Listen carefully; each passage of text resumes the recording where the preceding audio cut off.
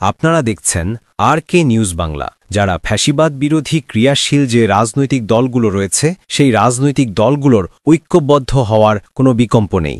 এই দলটিকে ফিরিয়ে আনার যারা বৈধত্ব উৎপাদন করছে তারা মূলত আগুন সন্ত্রাসের পক্ষেই বৈধত্ব উৎপাদন করছে। প্রথমত হচ্ছে আওয়ামী লীগ এখন বাংলাদেশে অপ্রাসঙ্গিক। এটি নিয়ে আসলে আমাদের লুক ফরওয়ার্ড, আমাদের সামনে ভাবতে হবে, সামনের বিষয় নিয়ে চিন্তা করতে হবে। কিন্তু আমরা দেখেছি যে টক শোতে বিভিন্নভাবে যারা আওয়ামী লীগের ল্যাস প্যান্সার ছিল, যারা আওয়ামী লীগের সুবিধাবাদী ছিল, যারা পেইড কিছু ইন্টেলেকচুয়াল আছে, বুদ্ধিজীবী আছে, পেইড যাদেরকে ভাড়ায় খাটানো যায়, এসব মানুষ তারা আওয়ামী লীগের পক্ষে এতদিন বৈধত্ব উৎপাদন করেছে। কিন্তু গত দিনের কার্যক্রমে বুঝে যাওয়া উচিত যে আওয়ামী লীগ কখনোই গণমানুষের দল ছিল না। এই যে আগুন সন্ত্রাস, জ্বালাও পোড়াও, এগুলা কারা করেছিল অতীতে এবং বর্তমানে কারা করেছে এটি সুস্পষ্ট হয়ে গিয়েছে গত 2 দিনের কার্যক্রমে। আপনাদের একটা বিষয় মাথায় রাখতে হবে, আওয়ামী লীগের যে পতন সেটি কিন্তু কোনো নিয়মতান্ত্রিকভাবে হয়নি যে ব্যালটের মাধ্যমে সেটি হয়েছে, আবার ব্যালটের মাধ্যমে তাদের হচ্ছে আবার তাদেরকে নিয়মতান্ত্রিকভাবে আবার রাজনীতিতে ফিরিয়ে নিয়ে আসার যে কথা বলা হচ্ছে সেটি হবে।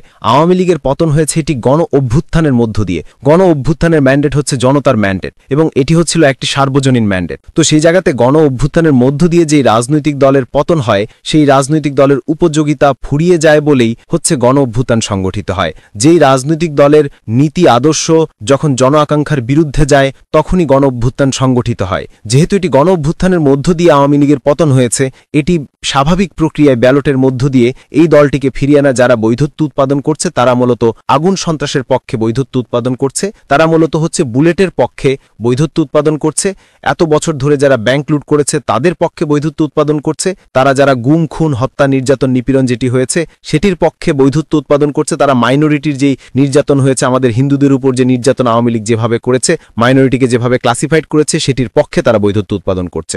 সেজন্য যারা ফ্যাসিবাদ বিরোধী ক্রিয়াশীল যেই রাজনৈতিক দলগুলো রয়েছে সেই রাজনৈতিক দলগুলোর ঐক্যবদ্ধ হওয়ার কোনো বিকল্প নেই। সেটির মধ্য দিয়ে আসলে আওয়ামী লীগের উপযোগিতা বাংলাদেশে যেই বিনষ্ট হয়ে গিয়েছে, উপযোগিতার যার কোনো অবকাশ নেই, সেই জিনিসটি হচ্ছে তখন স্পষ্ট হবে। সংস্কারের বিপক্ষে একটি দল, নির্বাচনের কিছু আমরা বিপক্ষে, সেই জায়গায় 2টি দলের যেই জায়গায় সীমাবদ্ধতা রয়েছে, এনসিপি সেই সীমাবদ্ধতাকে উত্তরণ করার মধ্য দিয়ে বরং আমরা একটি প্রো বাংলাদেশ, আমরা একটি হচ্ছে নির্বাচনমুখী যেটির মধ্য দিয়ে মানুষের ক্ষমতায়ন হয়, সেটি পুরা প্রক্রিয়াকে সহজীকরণের জন্য, পুরা প্রক্রিয়াকে আরো বেশি গতিশীল করার জন্য এনসিপি হচ্ছে এভাবে কাজ করে যাচ্ছে।